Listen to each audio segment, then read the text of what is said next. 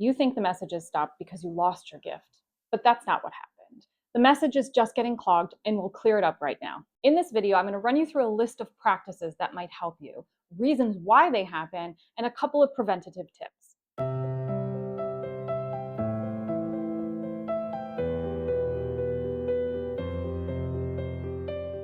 I'm Emily Snyder, a psychic medium for pets and people, and I love to teach people about their intuition in a human, grounded, and accessible way. If your messages have gone quiet, you are not broken. I'm also not actually a fan of the term blocked. To me, that is like the vision of like a wall coming down and you got to burst through the wall. I like the idea that it's clogged or fuzzy because then, in a visual sense, you can just get some Drano to clear out the pipes or blow away that fog and the connection gets clearer. Your spiritual connection is uniquely yours. That means that not every single thing in this list is going to resonate or feel right for you, and that's okay. You might be saying to yourself, I love number 4, I love number 6, I love number 11, but never 9, never 9.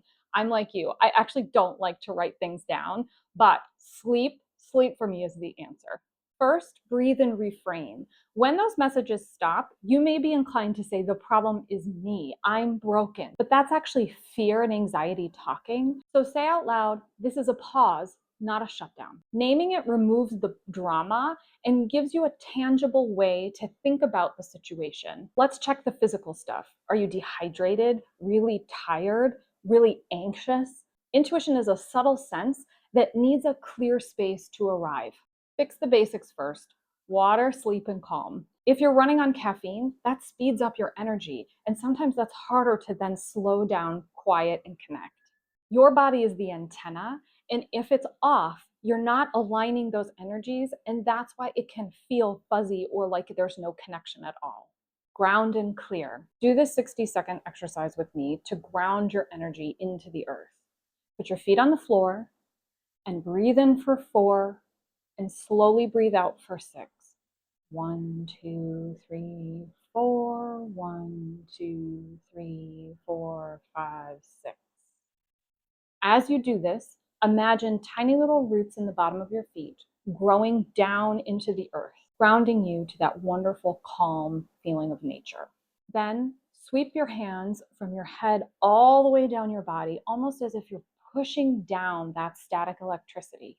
And then draw a white protective light around yourself like a blanket. This isn't actually woo-woo. This is stabilizing your nervous system and protecting you from that energy around yourself and allowing you to breathe in the calm. Anxiety, fear, doubt, these are all human emotions that can override the loving embrace of spirit. Next, check your boundaries. Are you carrying other people's energy? And this could be other people in your real life. It could also be doom scrolling on your phone or watching TV that just overwhelms your emotions. If you're a light worker, it could mean doing too many sessions in one day. If this is a yes, schedule yourself one hard boundary. One day, reading free, screen free, drama free, doom scrolling free. Allow yourself an escape from everybody else's energy. Boundaries are not selfish. They're actually maintenance and necessary. For me, I can only do about 4 readings a day, so that includes any type of energy work for myself. After that, I start to feel fuzzy or floaty or even just like flat. You can imagine that bright white sparkly light that we talked about earlier. Just either have it rain down from above or wrap around you like a cloak and sit in it. Allow yourself that quiet and that recharge from that bright white loving energy. And then maybe watch a nature documentary on Netflix or something that's ASMR or mindless. I currently love Oceans on Netflix. Next, simplify the input. If you're someone who uses a lot of tools in your readings or in your own self-discovery, tarot, crystals, pendulum, etc., strip them back for yourself for a second. Close your eyes, give yourself a 1-minute reading just based on the feelings within your body. Let it settle and absorb that message.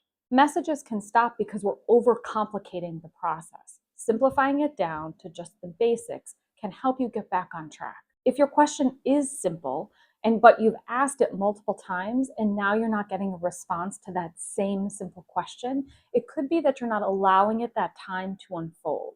Give yourself a pause, time to be human, and let that information unfold as it's supposed to. Come back to small. In this example, we're going to use an object to help us get the message back. So you can use a pen or a stone or a crystal, something that's small that you can hold in your hands. Hold it close, close your eyes, and ask one simple question. Is there a message for me right now? Wait 5 to 10 seconds, that's it. Hold on to that message and then ask, is this for me or for someone else? Using this small object and distinguishing between you and someone else sometimes will help bring that connection back online. Number 7, use movement to move away the fog. Know that spirit works at a very high level of frequency, but if your energy is feeling very low, it's hard to match those frequencies and get the information. One of the ways you can really fix that is through movement. I suggest doing something that makes you very happy. So if it's walking or yoga or dancing, do something like that for 60 to 90 seconds and see the changes in your energy. Movement can break that stagnation up and get your frequency flowing faster. Funnily enough, massage can also help. No joke, when my neck and shoulders are tight, I have harder time hearing clairaudiently. Check your expectations and celebrate those tiny wins. Are you waiting for those dramatic clairvoyant moments? Chances are the message is coming through in tiny, quiet ways. Lower the bar of your expectation and notice the quiet subtlety of your own intuition. A single word is progress. A feeling in your gut is progress. Just knowing something is also progress. A feeling of warmth is also spirit coming closer to you. Acknowledge when you have those small wins. We've reached number 9, the one that doesn't work for me but might work for you.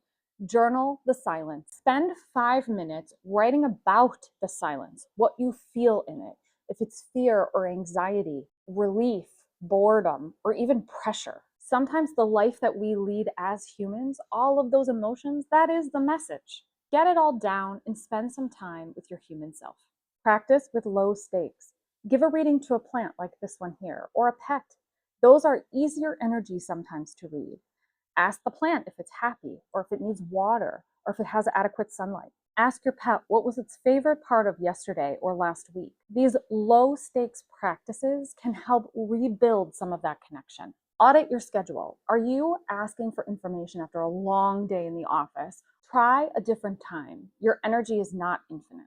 Treat your energy like a battery that needs recharging. Get some rest and ask again when it feels a bit more neutral. This next one might be kind of hard to hear, but just absorb this. Be patient with the cycles of life.